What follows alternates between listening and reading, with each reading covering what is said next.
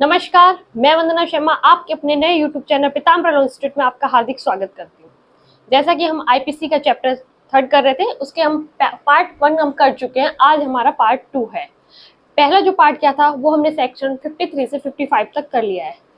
Section 53 से 55 तक हमने कर लिया है, जिसका लिंक डिस्क्रिप्शन बॉक्स में दिया गया है। आप पहले वो चेक कर लीजिए। वो वीडियो आप कंप्लीट करने के बाद फिर इस वीडियो पे आइएगा। ये है पार्ट 2। इसके हमने कई पार्ट बनाए हैं क्योंकि चैप्टर जो 3 है हमारा 53 से 75 तक के सेक्शन है इसमें, तो सारे एक साथ कराना पॉसिबल नहीं था, इसलिए हमने इसके कुछ पार्ट बना दिए। तो अब ये है second part. IPC 1860, IPC 1860, the Indian penal code 1860, भारतीय दंड संहिता 1860, जिसे उर्दू में ताजीरात ए हिंद कहा जाता है। अब क्वेश्चन आता है कि इसकी ड्राफ्टिंग किसने की थी। मैं पहले भी कई बार बता चुकी हूँ, लॉर्ड मेकाले ने, यानी कि इसके जनक कौन थे, लॉर्ड मेकाले। और इसकी कमेंसमेंट डेट क्या है, यानी कि कब आया। कमेंसमेंट डेट 1 जनवरी 1862 है। कमेंसमेंट डेट क्या है, 1 जनवरी 1862। देन सेम डे इसी दिन एक और एक्ट तैयार हो गया था 1 जनवरी 1909 को सीपीसी, और सेम डे रजिस्ट्रेशन एक्ट। ये दो एक्ट तैयार हुए थे 1 जनवरी 1909 को। देन 1964 को हमारा लिमिटेशन एक्ट तैयार हुआ था। 1964 को हमारा लिमिटेशन एक्ट तैयार हुआ था। सिग्नेचर डेट क्या है, ये थी इसकी कमेंसमेंट डेट 1 जनवरी 1862, ये कमेंसमेंट डेट है। और एक होती है सिग्नेचर डेट कि कब हस्ताक्षरित हुआ था। तो सिग्नेचर डेट है इसकी 6 अक्टूबर 1860, 6 अक्टूबर 1860 को इस पे हस्ताक्षर किए गए थे आईपीसी में। देन बात आती है इस पे टोटल सेक्शन कितने हैं। टोटल सेक्शन है इसमें 511। टोटल सेक्शन, टोटल धाराएं जो है हमारी इसमें आईपीसी में, कुल कितनी धाराएं हैं 511। और कुल कितने अध्याय हैं, टोटल चैप्टर्स कितने हैं, तो वो है 23 इसमें चैप्टर है, 511 इसमें सेक्शन। तो हम एक एक चैप्टर को कर रहे थे। तो अब हमारा जो है 3rd चैप्टर चल रहा है। दूसरा आईपीसी कैसा लॉ है, आईपीसी कैसा लॉ है, सब्सटेंटिव लॉ। आईपीसी का अधिनियम संख्यांक क्या है, अधिनियम संख्यांक यानी कि एक्ट नंबर इसका है 45। आईपीसी का कौन से नंबर पे तैयार हुआ था, 45 नंबर पे, यानी कि उसका एक्ट नंबर है 45। और ये कैसा लॉ है, सब्सटेंटिव लॉ। सब लॉ कितने टाइप्स के थे, सब्सटेंटिव लॉ और प्रोसीजर लॉ 2 टाइप्स के थे। ठीक है, अब आती है हमारी बात इसमें चैप्टर 3 की, जिसके हम 53 से 55 जो सेक्शंस है वो हम कर चुके हैं इससे पहले वाली वीडियो में। आज हम कर रहे हैं सेक्शन 55A से सेक्शन 55(9) तक के सेक्शन। तो क्या कहता है हमारा चैप्टर 3, दंडों के विषय में, यानी ऑफ पनिशमेंट। यहाँ पे पनिशमेंट के बारे में बताया गया था। सेक्शन 55A, सेक्शन 55A कहता है समुचित सरकार की परिभाषा।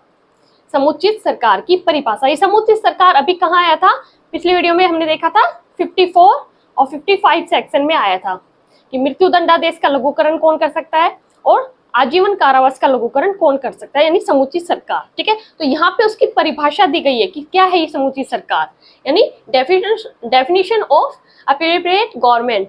तो अप्रोप्रिएट गवर्नमेंट जो है यानी कि समुचित सरकार है, क्या है ये, तो देखते हैं। इसके 2 पॉइंट बनाए गए हैं, कै और ख। यानी कि यहाँ पे अभी मैं ओनली की पॉइंट्स बता रही हूँ, बाकी डिटेल से हम इसे एक एक सेक्शन को जानेंगे आने वाली वीडियोस में। क्या कहता है, उन मामलों में केंद्रीय सरकार अभिप्रेत है, उन मामलों में केंद्रीय सरकार अभिप्रेत है जिनमें दंडादेश मृत्यु का दंडादेश है या ऐसे विषय से जिस पर संघ की कार्यपालन शक्ति का विस्तार है, संबंधित किसी विधि के विरुद्ध अपराध के लिए। क्या कह रहा है यहाँ पे कि उन मामलों जहाँ पे केंद्रीय सरकार है, सेंट्रल गवर्नमेंट है, उनमें जहाँ पे मृत्यु दंडादेश दिया गया है, यानी सेंट्रल गवर्नमेंट जहाँ पे काम कर रही है वहां पे मृत्यु दंडादेश मिला है, तो समुचित सरकार कौन होगी, केंद्रीय सरकार। कार्यपालन शक्ति का विस्तार है, यानी एग्जीक्यूटिव पावर्स जो यूनियन की है, संघ की, यानी संघ की कार्यपालक शक्ति का विस्तार से संबंधित कोई भी विधि है वहां पे समुचित सरकार केंद्रीय सरकार होगी।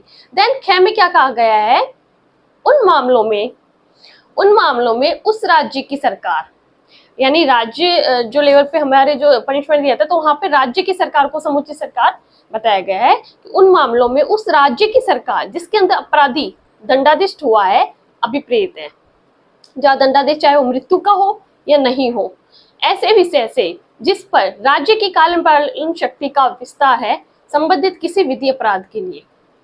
ये कहा गया है जहाँ पे अगर बात कर रहे हैं हम संघ की कार्यपालिका की, यानी यूनियन की बात कर रहे हैं, तो वहाँ पे केंद्रीय सरकार है। देन अगर हम स्टेट की बात करते हैं, राज्य की, तो वहाँ पे जो राज्य सरकार है वो समुचित सरकार का काम करती है। यानी कि जो सेक्शन 55 और सेक्शन 54 के अंदर जब समूची सरकार का नाम आया था कि समूची सरकार लघुकरण कर सकती है, तो समूची सरकार क्या है?